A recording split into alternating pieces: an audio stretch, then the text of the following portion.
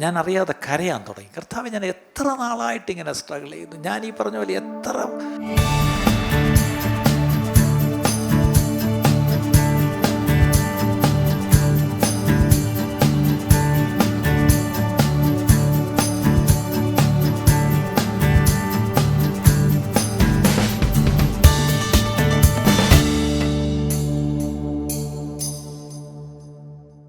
ഇന്നത്തെ ദിവസത്തിനൊരു പ്രത്യേകതയുണ്ട്. അത് മറ്റൊന്നുമല്ല, ലോകമെമ്പാടുമുള്ള ക്രിസ്തീയ സഭകൾ ഇന്ന് പെന്തക്കോസ്ത ഞായറാഴ്ചയാണ്. എൻ്റെ അർത്ഥം ഇത്രയേ ഉള്ളൂ, പെന്തക്കോസ്റ്റ് സൺഡേ. 50-ാം ദിവസം എന്നുള്ള അർത്ഥമേ ആ വാക്കിനുള്ളൂ. യഹൂദന്മാരെ സംബന്ധിച്ചോളം അവർക്ക് പല പെരുന്നാളുകളുള്ളതിൽ പെസഹ കഴിഞ്ഞാൽ പിന്നീടുള്ളതൊരു പ്രധാനപ്പെട്ട സംഗതി പെന്തക്കോസ്താണ്. അന്നേ ദിവസം കർത്താവായ യേശു ക്രിസ്തു തൻ്റെ ശിഷ്യന്മാരോട് സ്വർഗാരോഹണം ചെയ്യുന്നതിന് മുമ്പ് പറഞ്ഞു, നിങ്ങൾ യെരൂശലേം വിട്ട് പോകരുത്, നിങ്ങളിവിടെ കാത്തിരിക്കണം. ഞാൻ പോയി പിതാവിനോട് ചോദിച്ച് നിങ്ങൾക്കുള്ള വാഗ്ദത്തം പരിശുദ്ധാത്മാവിനെ അയച്ചു തരും. അപ്പോൾ അവർക്കൊരു കാര്യം മനസ്സിലായി, നിങ്ങൾ ഭൂമിയൊക്കെയും പോകണം, സാക്ഷിയാവണം, നിങ്ങൾ വിശ്വസിക്കുന്നവരെ സ്നാനപ്പെടുത്തണം, സ്നാനപ്പെട്ടവരെ ശിഷ്യരാക്കണം, അതൊക്കെ പറഞ്ഞു. പക്ഷേ ഇതൊക്കെ ചെയ്യണമെങ്കിൽ നിങ്ങൾ പോകുന്നതിന് മുമ്പ് നിങ്ങൾ കാത്തിരുന്ന് പരിശുദ്ധാത്മാവിനെ പ്രാപിക്കണം എന്ന് പറഞ്ഞിട്ട് വേണ്ടവരത് പ്രതീക്ഷിച്ച് അതിനുവേണ്ടി ഒരുങ്ങി അവർ ആ മാളിക മുറിയിൽ 120 പേരുണ്ടായിരുന്നു. അതിനകത്ത് യേശുവിൻ്റെ അമ്മയായ മറിയയും ഉണ്ടായിരുന്നു എന്ന് ഓർക്കണം. തൻ്റെ ശിഷ്യന്മാർ 12 പേരുണ്ടായിരുന്നു. ഒരാൾ പോയി, പകരം ഒരാളെ ചീട്ടിട്ട് തിരഞ്ഞെടുത്തു. അങ്ങനെ വീണ്ടും 12ആയി. അങ്ങനെ ഇവർ 120, ഒരു ഇന്നർ സർക്കിൾ എന്ന് പറയാം, അവർ കൂടിയിരുന്നു. അപ്പോസ്തലപ്രവൃത്തി 2-ാം അധ്യായത്തിൽ കൃത്യമായിട്ട് നമ്മളത് വായിക്കുന്നു. അതിലേക്ക് വരാം. പക്ഷേ അവരവിടെ കൂടിയിരുന്നപ്പോൾ നമുക്കറിയാം എന്ത് ചെയ്തു, അവരെന്തൊക്കെ ചെയ്തുകൊണ്ടിരുന്നു. സാറിന് അങ്ങനെയുള്ള കൂടിയിരിപ്പിന് നമ്മൾ പെന്തക്കോസ്തുകാർ ഞങ്ങൾ പറയുന്നൊരു വാക്കുണ്ട്, കാത്തിരിപ്പ് യോഗം അല്ലേ. കാത്തിരുന്ന്, അത് ആദ്യമായിട്ട് പരിശുദ്ധാത്മാവ് സ്ഥിരമായി ഭൂമിയിൽ വസിക്കാൻ വേണ്ടി വരിക. അപ്പം ആ കാത്തിരിപ്പ്, പക്ഷേ അത് 50-ാം ദിവസം ആ കാത്തിരിപ്പിനൊടുവിൽ അന്ന് പെട്ടെന്ന് 2-ാം അധ്യായത്തിൽ നമ്മൾ വായിക്കുന്നത് പോലെ പെട്ടെന്ന് കൊടിയ കാറ്റടിക്കുന്നത് പോലെ ഒരു മുഴക്കമുണ്ടായി. ആ മുറി മുഴുവൻ നിറഞ്ഞു നിന്നു. അടുത്തത് എന്തോ ഒന്ന് അഗ്നിജ്വാല പോലെ വളർന്നിരിക്കുന്നൊരു നാവ് വന്ന് ഓരോരുത്തരുടെ മേൽ പതിച്ചു. ഞാൻ സമയമെടുത്ത് ഒത്തിരി വായിച്ചു വിടുന്നില്ല, നിങ്ങൾക്കറിയാം അത്. അപ്പം പെട്ടെന്നൊരു ശബ്ദം പോലെ എന്തോ ഒരു ഓഡിബിൾ, ഒരു മുഴക്കം. അടുത്തത് സംതിങ് വിസിബിൾ, എന്തോ വന്ന് ഓരോരുത്തരുടെ മേൽ പതിഞ്ഞു. അപ്പോൾ ഞാൻ പറയാം, ഒരു വീഡിയോ ഓഡിയോ എഫക്റ്റ് ഉണ്ടായി. ഓഡിയോ കേട്ടു, അടുത്തത് വീഡിയോ കണ്ടു. അതായത് ഒരു കാറ്റിൻ്റെ മുഴക്കം, 2 ഒരു തീജ്വാല പോലെ എന്തോ ഒന്ന് വന്ന് ഇറങ്ങി. പക്ഷെ അവിടെ ആ മുഴക്കവും കാഴ്ചയല്ല വിഷയം. അത് കഴിഞ്ഞിട്ട് എല്ലാവരും പരിശുദ്ധാത്മാവിനാൽ നിറഞ്ഞു. അപ്പോസ്തലപ്രവൃത്തി 2-ാം അധ്യായം 1-ാം വാക്യം മുതലാണ് വായിച്ചുകൊണ്ടിരിക്കുന്നത്. അവിടെ അത് വായിച്ചാട്ട് എല്ലാവരും പരിശുദ്ധാത്മാവ് നിറഞ്ഞവരായി ആത്മാവ് അവർക്ക് ഉച്ചരിപ്പാൻ നൽകിയതുപോലെ അന്യഭാഷകളിൽ സംസാരിച്ചു തുടങ്ങി. എല്ലാവരും പരിശുദ്ധാത്മാവ് നിറഞ്ഞവരായി. അവിടെ അന്നിരുന്ന 120 പേരും പരിശുദ്ധാത്മാവ് നിറഞ്ഞു. പരിശുദ്ധാത്മാവ് വന്ന് അവരെ അങ്ങ് നിറച്ചു. അവരെല്ലാവരും they were all filled with the Holy Spirit. പരിശുദ്ധാത്മാവിനാൽ അങ്ങ് നിറഞ്ഞവരായി. അടുത്തത് ആത്മാവ് അവർക്ക് ഉച്ചരിപ്പാൻ നൽകിയതുപോലെ. നിറഞ്ഞു എന്നുള്ളതിൻ്റെ ഒരു അടയാളം, ഒരു പ്രത്യക്ഷമായ അടയാളം നമ്മൾ അവിടെ തന്നെ വായിക്കുന്നത്. എന്താണ്? അവർ നിറഞ്ഞപ്പോൾ അവർക്ക് ഉച്ചരിക്കുവാൻ ആര് കൊടുത്തു? ആത്മാവ് കൊടുത്തു. പരിശുദ്ധാത്മാവ് അവർക്ക് എന്ത് ചെയ്തു? ഉച്ചരിക്കുവാൻ ഒരു ഭാഷ കൊടുത്തു.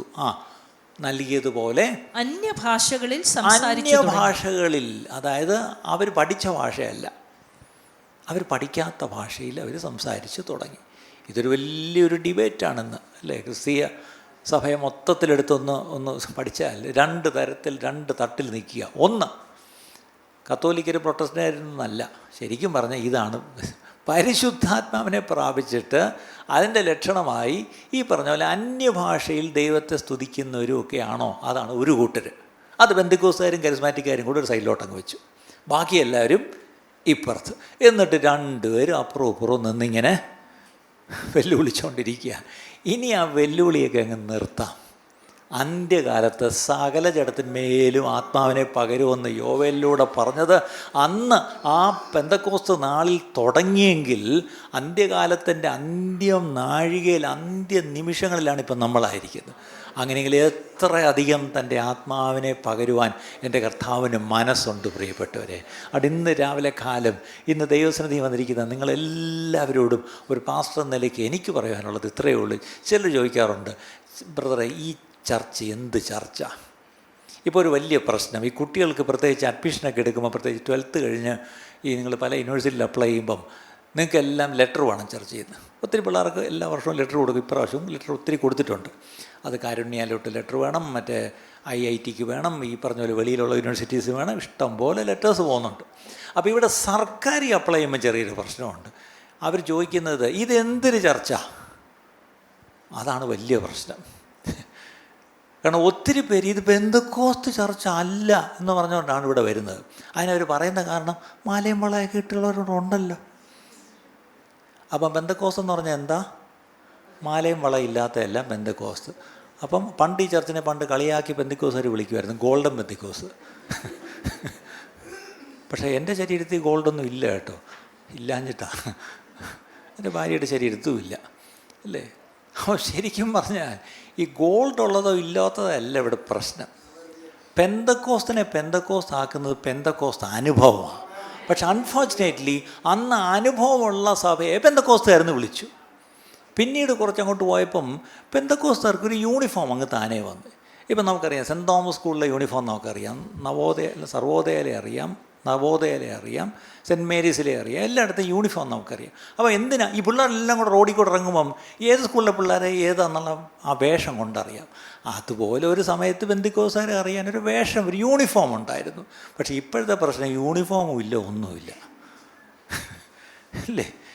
ഏതാരാന്ന് ഒരു പിടിയില്ല. പണ്ട് ഈ പറഞ്ഞ പോലെ മാലയില്ലാത്ത ഒരാളെ കണ്ട വിശ്വാസിയാണ്, ഒരാൾക്ക് മീശയില്ലെങ്കിൽ സഹോദരൻ സ്തോത്രം അല്ലേ.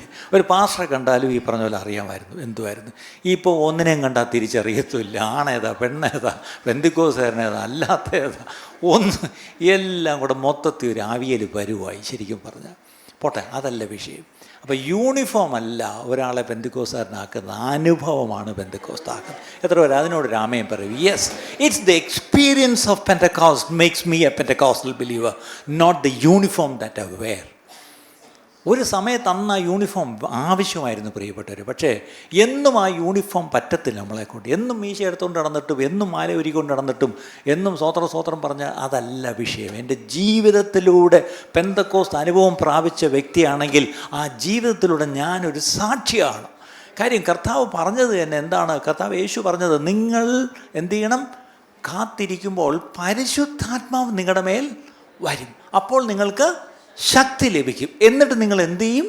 ആ ശക്തിയാൽ നിറഞ്ഞ് നിങ്ങളെൻ്റെ സാക്ഷികളാകും അല്ലേ. അപ്പം പെന്തക്കോസ്ത് എന്തിനാന്ന് ചോദിച്ചാൽ സാക്ഷിയാവാനാ പെന്തക്കോസ്ത്. ഇന്ന് ഞാൻ വേദനയോട് പറയാം, ഇന്ന് പെന്തക്കോസ്ത് എന്തിനാന്ന് ചോദിച്ചാൽ ആരാധിക്കാൻ. അത് ആ വാക്ക് നേരെ പോലും പറയത്തില്ല. അത് പറയുമ്പോൾ ഇച്ചിരി ഒന്ന് ചരിച്ചിട്ട് എവിടെ പോയി? ഞാൻ നെല്ലിവിണ്ടും ആരാധിക്കണം. ഇത് ഇവിടെ നിന്ന് വന്നു, അത് മാത്രം അല്ല. അത്രയും നേരെ മലയാളം പറഞ്ഞു. പക്ഷേ ആരാധന എന്ന് പറയുമ്പം പതുക്കെ ഒന്ന് കോട്ടി ഒന്ന് വൈബ്രേഷനൊക്കെ ഇട്ട് അല്ലേ. നിങ്ങൾ ചിരിച്ചോ, പക്ഷേ ഞാൻ സത്യമാണ് പറയുന്നത്, ഞാൻ വേദനിച്ചിട്ടായി കാര്യം പറയുന്നത് അല്ലേ. പെന്തക്കോസ്ത് എന്തിനാണ്? സാക്ഷിയായിട്ട് പോകാൻ. അതും സാക്ഷിയായിട്ട് ജീവിക്കുക മാത്രമല്ല, നിങ്ങളെൻ്റെ സാക്ഷിയായി യെരുശലേമിലും യഹൂദയിലെല്ലായിടവും ശമര്യയിലും ഭൂമിയുടെ അറ്റത്തോളം നിങ്ങളെൻ്റെ സാക്ഷികളാകും അല്ലേ. ഞാൻ ആ ഇരിക്കുന്നിടത്തും പോകുന്നിടത്തും സാക്ഷിയാകുന്നതാണ് പെന്തക്കോസ്ത്. ഇന്ന് വന്ന് നമുക്കൊരു സാക്ഷ്യവുമില്ലാത്ത കാലത്താണ് വന്നിരിക്കുന്നത്.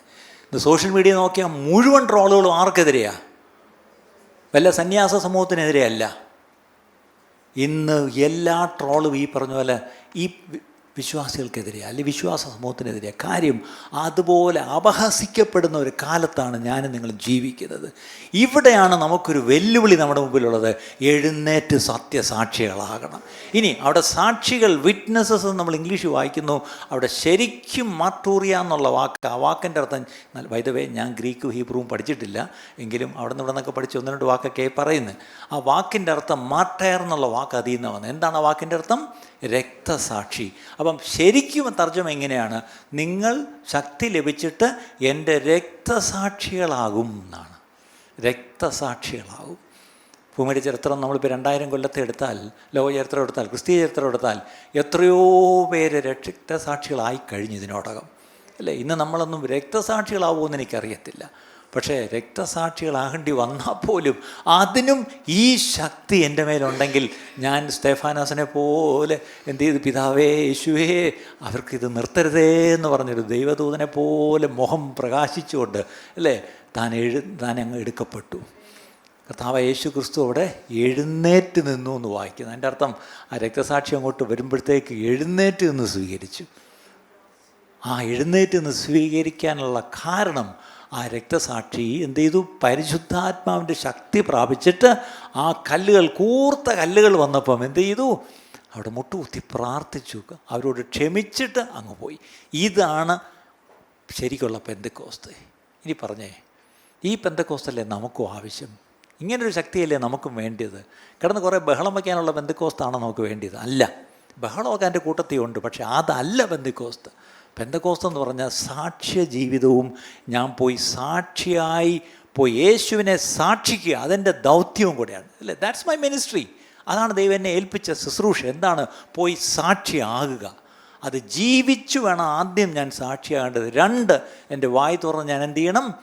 ഞാൻ സുവിശേഷം പറയണം. ഒരു ഭക്തൻ ഇങ്ങനെ പറഞ്ഞു, എല്ലാവരോടും എന്ത് ചെയ്യണം? The whole church should preach the whole gospel to the whole world എന്നാണ്. മുഴുവൻ സഭയും മുഴുവൻ സുവിശേഷവും മുഴുവൻ ലോകത്തോടും വിളിച്ചു പറയണം. അതാണ് ഒരു സത്യമാണ്. That's very true. The whole church should preach the whole gospel to the whole world. മുഴു ലോകത്തോടും മുഴു സുവിശേഷവും മുഴു സഭയും ചെന്ന് പറയണം. അല്ലാതെ പാസ്റ്റർമാർ, ഇവാഞ്ചലിസ്റ്റും മാത്രമല്ല പറയേണ്ടത്, എല്ലാവരും സുവിശേഷം പറയണം. അപ്പോൾ ഒരു ഭക്തൻ ഇങ്ങനെ പറഞ്ഞു, tell this gospel to everyone and only if needed use words. ആവശ്യമെങ്കിൽ മാത്രം വാക്കുകൾ ഉപയോഗിക്കുക. ഇന്ന് നമ്മുടെ സുവിശേഷം വാക്കുകൾ മാത്രമേ ഉള്ളൂ, അല്ലേ? വാക്കുകൾ മാത്രമേ ഉള്ളൂ. ഈ പറഞ്ഞ പോലെ ജീവിതമില്ല. അതുകൊണ്ട് ഇത് കേൾക്കുന്നവർക്ക് നമ്മളെ കണ്ടിട്ടൊന്നും തോന്നുന്നില്ല. നമ്മൾ പറഞ്ഞ വാക്കുകളൊക്കെ കൊള്ളാം, പക്ഷേ നമ്മളെ കണ്ടിട്ട് അവർക്ക് ഒരിക്കലും നമ്മളെ അനുകരിക്കണമെന്നോ അല്ലെങ്കിൽ ഒരു വ്യത്യാസവും അവരും നമ്മളും തമ്മിൽ അവർക്ക് തോന്നിയിട്ടില്ല. അതാണ് ഇന്നത്തെ ഏറ്റവും വലിയ പ്രശ്നം. ഓക്കെ, അപ്പം അവിടെ അന്യഭാഷകളിൽ ആത്മാവ് കൊടുത്ത ഉച്ചാരണം അവർ സംസാരിച്ച് തുടങ്ങി എന്നുള്ളതാണ് വിഷയം. ഇനി അടുത്ത വിഷയം, ഈ പരിശുദ്ധാത്മാവിൽ നിറഞ്ഞ് ഇവരിങ്ങനെ അന്യഭാഷകൾ അങ്ങോട്ട് ആരാധിച്ച് തുടങ്ങിയപ്പം, അല്ലെങ്കിൽ ദൈവത്തെ മഹത്വപ്പെടുത്തി തുടങ്ങിയപ്പോൾ അടുത്ത വാക്യത്തിൽ എന്താ എഴുതിയിരിക്കുന്നത്? അന്ന് ആകാശത്തിന് കീഴുള്ള സകല ജാതികളിൽ നിന്നും യെരുശലേമിൽ വന്നു പാർക്കുന്ന യഹൂദന്മാരായ ഭക്തിയുള്ള പുരുഷന്മാർ. അപ്പം അന്ന് നോക്കണേ, ഈ ഞാൻ ചിലപ്പം ഇങ്ങനെ ചിന്തിക്കും, ആ ടൈമിങ് പെന്തക്കോസ്ത് ദിവസം എന്നുള്ള ടൈമിംഗ് അല്ല, അന്ന് ആ യെരുശലേമിൽ തന്നെ ഇത് തുടങ്ങാൻ, അല്ലെങ്കിൽ പരിശുദ്ധാത്മാവിനെ അയച്ചവരെ നിറയ്ക്കാൻ കർത്താവിനും മനസ്സ് വന്നതിൻ്റെ കാര്യം, അന്ന് ഭരിക്കുന്നത് ആരാണ്? റോമാക്കാരാണ്, അല്ലേ? ഈ റോമാക്കാർ ഭരിക്കുമ്പോൾ ഓർക്കണം, when the Romans were ruling the world, അവർ ഒന്നാമത് ഒത്തിരി റോഡ് വെട്ടി അവിടെ റോമിൽ നിന്ന് ലോകത്ത് എങ്ങോട്ട് പോകാനുള്ള വഴികൾ തുറന്നിട്ടിരുന്നു. അന്ന് കപ്പൽ ഗതാഗതം വളരെ നന്നായിട്ട് എങ്ങോട്ട് വേണേലും പോകാം. അന്നത്തെ ഇട്ടാവട്ടം ഭൂമി എന്ന് പറഞ്ഞാൽ അന്നുള്ളിടത്തോട്ട് എല്ലായിടത്തും പോകാനുള്ള റോഡുണ്ടായിരുന്നു.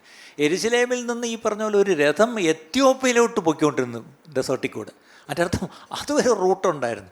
അപ്പം റോമൻ റോഡ്സ്, അതാണ് ഒന്നാമത്തെ ദൈവത്തിൻ്റെ ഒരു വലിയൊരു കരുണയായത്. യേശു വന്ന് ഭൂമിയിൽ നിവർത്തിച്ച ആ ഒരു വലിയ ദൗത്യം, അത് പോയി ഇനി സകലരോടും പറയാൻ അന്ന് സകല റോഡുകളും അവിടെ ഉണ്ടായിരുന്നു. നമ്മുടെ നാഷണൽ ഹൈവേ പോലെ അല്ല കേട്ടോ. ഈ പറഞ്ഞ പോലെ നല്ല ഉറപ്പുള്ള നല്ല റോഡുകളും പാലങ്ങളും ഒക്കെ ഉണ്ടായിരുന്നു. അതുകൊണ്ടാണ് അന്ന് റോമാക്കാരുടെ കാലത്ത് തന്നെ യേശു വന്നു എന്നുള്ള കാര്യം മറക്കരുത്. അതുകൊണ്ട് എന്തു പറ്റി? സുവിശേഷം ഈ റോഡിൽ കൂടെ അങ്ങ് പോയി. അതൊരു വലിയ കാര്യമായിരുന്നു, അല്ലേ? 3 കാര്യങ്ങളാണ് നമ്മളതിൽ കാണുന്നത്. 1, ദ റോമൻ റോഡ്സ്. 2ാമത് എന്തായിരുന്നു അറിയാമോ?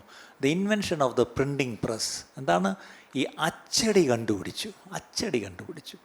അതൊരു വലിയ കാര്യമാണ്. അതുവരെ ഈ പറഞ്ഞാൽ ഇന്ന് നിങ്ങൾ ഈ അച്ചടി കണ്ടുപിടിക്കാത്ത കാലത്താണ് നിങ്ങളിവിടെ വന്നിരുന്നതെങ്കിൽ നിങ്ങളുടെ കയ്യിലെ ബൈബിൾ എങ്ങനെ ഇരുന്നേനെ? രാവിലെ ചുരുട്ടി കഷത്തി വെച്ചുകൊണ്ട് വരും. ഏതാ?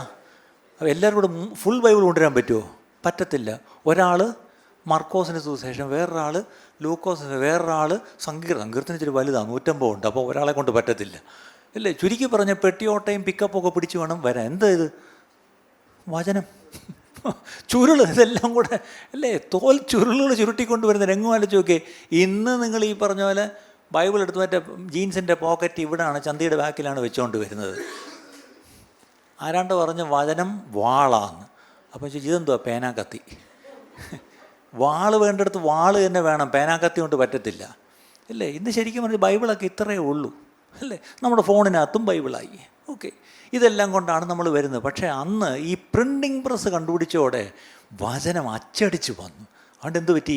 ഇന്ന് മിക്കവാറും എല്ലാ ഭാഷകളിലും അച്ചടിച്ച് നമ്മുടെ കയ്യിൽ ബൈബിൾ തന്നതിനായിട്ട്, നേരത്തെ പറഞ്ഞല്ലോ, എല്ലാറ്റിനായി സ്തോത്രം ചെയ്യാൻ കയ്യിലിരിക്കുന്ന ഈ വേദോസ്തവം ഒന്ന് കൊണ്ടുവന്നിരുന്ന് കയ്യിലെടുത്തിട്ടൊന്ന് സ്തോത്രം ചെയ്തേ. കർത്താവേ, എൻ്റെ കയ്യിൽ ഈ വേദോസ്തം തന്നതിനായിട്ട് സ്തോത്രം. നിങ്ങൾക്കറിയാമോ, പണ്ട് എല്ലാ വീട്ടിലും ഒന്നും വേദോസ്തവം ഇല്ല.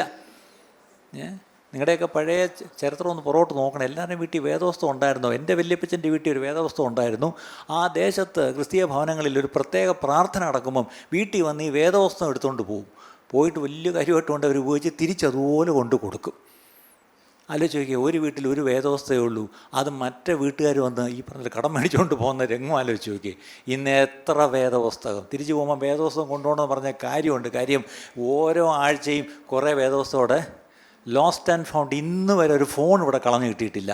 പക്ഷേ ഓരോ ആഴ്ച എതിലേ പോയാലും, പ്രത്യേകിച്ച് നിങ്ങളുടെ പിള്ളേർ അല്ലേ, അവർ സ്കൂളിൽ വാട്ടർ ബോട്ടിലും പെൻസിലും ടപ്പറും പെൻസിലും കളഞ്ഞിട്ട് പോകുന്ന പോലെ അവർ ഈ പറഞ്ഞാൽ ബൈബിള് കളഞ്ഞിട്ട് പോകുന്ന ഒരു ഹോബിയാക്കിയ പിള്ളേരുണ്ട്. ഇനി പിള്ളേർ മാത്രമല്ല, പിന്നെ നിങ്ങൾ വലിയ ബുദ്ധിമാന്മാരെ, നിങ്ങൾ എത്ര നല്ല കൂടിയ ബൈബിൾ മേടിച്ചാൽ നിങ്ങളുടെ പേരെഴുതത്തില്ല, കാര്യം പിടിക്കും.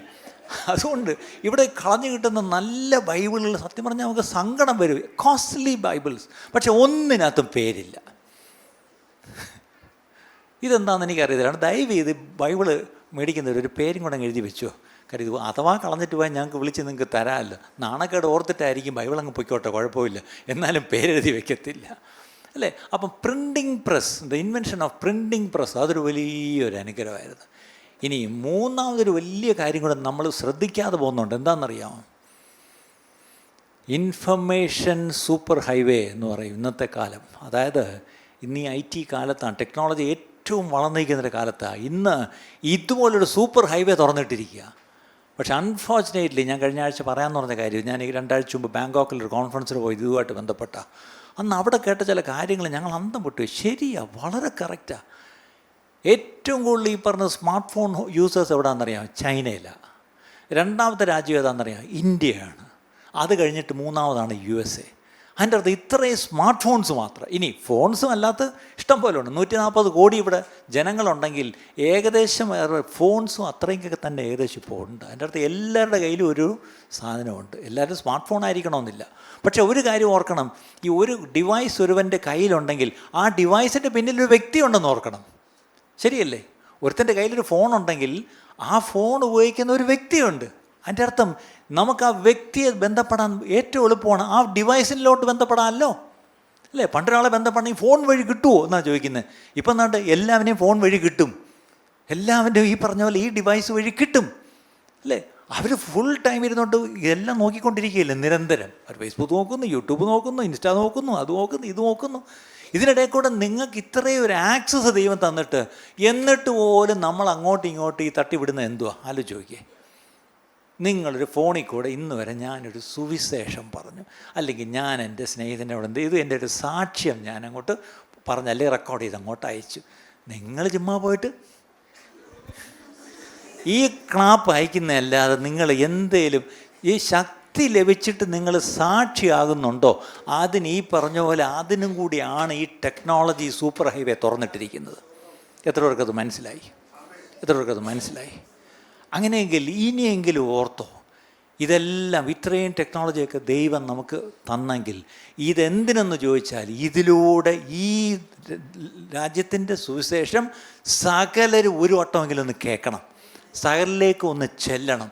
അപ്പോൾ അവസാനം വരും അല്ലേ? നല്ലോണം ഓർക്കണം. നമ്മൾ ചുമ്മാ ഇരുന്നുകൊണ്ട് അവിടെ യുദ്ധമായി, ഇവിടെ യുദ്ധമായി, അവിടെ ഭൂമി കുലുങ്ങി, ഇവിടെ അതൊക്കെ ശരി, അടയാളങ്ങളൊക്കെ ഉള്ളതാണ്. പക്ഷെ ഓർക്കണം, ഈ സുവിശേഷം ഒന്ന് എത്തണം പ്രിയപ്പെട്ടവരെ അല്ലേ? ഇതൊന്ന് എത്തണം. അത് എത്തിക്കാനുള്ള ചുമതല അത് ഓരോ കാലാകാലങ്ങളിൽ വിശ്വസ്തരായ ദേവദാസന്മാരെ വെച്ച്, ഇപ്പോൾ ബില്ലിഗ്രാം അദ്ദേഹം അതിൻ്റെ കാലം ചെയ്തു, അങ്ങനെ ഓരോരുത്തർ ചെയ്തു. പക്ഷേ എൻ്റെ ചോദ്യം, ഇന്നിപ്പം ഇത് നമ്മുടെ കയ്യിലാണ് തന്നിരിക്കുന്നത്. ഈ സുവിശേഷം കൊണ്ട് എത്തിക്കേണ്ടത് ഞാനും നിങ്ങളുമാണെങ്കിൽ അതിനാദ്യം വേണ്ടത് നല്ല ട്രാക്റ്റ് ഉണ്ടായിരുന്നെങ്കിൽ ഞാൻ എല്ലാവർക്കും കൊടുത്തേനെ. നല്ല ട്രാക്റ്റല്ല കൊടുക്കേണ്ടത്. നിങ്ങൾ ആദ്യം ഈ പരിശുദ്ധാത്മാവിനെ പ്രാപിച്ച ആ ശക്തി നിങ്ങൾക്ക് ലഭിക്കണം. ആ ശക്തി ലഭിക്കുമ്പോൾ നിങ്ങൾ സാക്ഷിയാവും. ആ സാക്ഷ്യമാണ് മറ്റുള്ളവരിൽ നിങ്ങൾ കാണേണ്ടത് പ്രിയപ്പെട്ടവരെ. ആ യേശുവിനെക്കുറിച്ചുള്ള സാക്ഷി. നിങ്ങൾ കോടതി പോയി ഒരാൾ സാക്ഷി പറയുന്നതിൻ്റെ അർത്ഥം എന്താ? ഞാൻ കണ്ട സാക്ഷിയാണ് എന്ന് പറയുന്ന പോലെ അല്ലേ, ഞാൻ അനുഭവിച്ച സാക്ഷിയാണ്. അങ്ങനെയാണ് നിങ്ങൾ ഓരോരുത്തർക്കും ഒരു സാക്ഷ്യവും ഇല്ലേ ഒരർത്ഥത്തിൽ. കർത്താവിനെ അറിഞ്ഞതൊരു വലിയ കാര്യമാണോ? ആലോചിച്ച് നോക്കിയേ, അവിടെ ഈ പറഞ്ഞില്ലേ മീൻ 100 രൂപ കുറഞ്ഞാൽ നിങ്ങളെല്ലാവരെയും വിളിച്ച് പറഞ്ഞു വേണ്ട മത്തി അവിടെ കിട്ടുന്നു ചെല്ല്. എടാ വയറ്റ് ഇന്ന് തിന്ന് നാളെ പോകുന്ന മത്തി നിങ്ങളെല്ലാവരെയും വിളിച്ച് നിങ്ങൾ അഡ്വർടൈസ് ചെയ്യുന്നെങ്കിൽ ആലോചിച്ച് നോക്കിയേ, ഈ നിത്യജീവൻ്റെ വചനം നിങ്ങളുടെ കയ്യിൽ തന്നിട്ട് യേശുവിലൂടെ എന്തൊക്കെ നമുക്ക് ലഭിക്കും, നമുക്ക് നിത്യ രക്ഷ തുടങ്ങി സകലതും നമുക്ക് ജീവനും ഭക്തിക്കും വേണ്ടി ഇത് മുഴുവൻ നമുക്ക് യേശുവിലൂടെ ഉണ്ടെന്നുള്ള ആ നല്ല വർത്തമാനം, ഈ സദ്വർത്തമാനം എന്തുകൊണ്ട് നമ്മൾ മറ്റുള്ളവരോട് പോയി പറയുന്നില്ല? അല്ലേ, എവിടെയെങ്കിലും ഒരു സാധനത്തിന് വില കുറഞ്ഞാൽ നിങ്ങൾ എല്ലാവരെയും വിളിച്ച് പറയുന്നില്ലേ? അല്ലേ, അതിനേക്കാളും ചീപ്പാണോ യേശു നമുക്ക് വേണ്ടി വന്ന് ചെയ്തത്? അല്ലെങ്കിൽ ഈ നിത്യരക്ഷ അത്രയ്ക്കൊരു ചീപ്പ് കാര്യമാണോ? എവിടെയെങ്കിലും 10 രൂപ ലാഭിക്കാൻ നമ്മൾ എല്ലാവരെയും സഹായിക്കുന്നുണ്ടല്ലോ അല്ലേ. അത്രയ്ക്ക് നിങ്ങൾക്ക് കരുതലാണെങ്കിൽ അവരുടെ ആത്മാവ് നശിച്ചു പോകുന്നത് നമുക്ക് കരുതലില്ലേ പ്രിയപ്പെട്ടവരെ? ആലോചിച്ച് നോക്കിയാൽ അത് മാത്രം ചിന്തിച്ചാൽ മതി.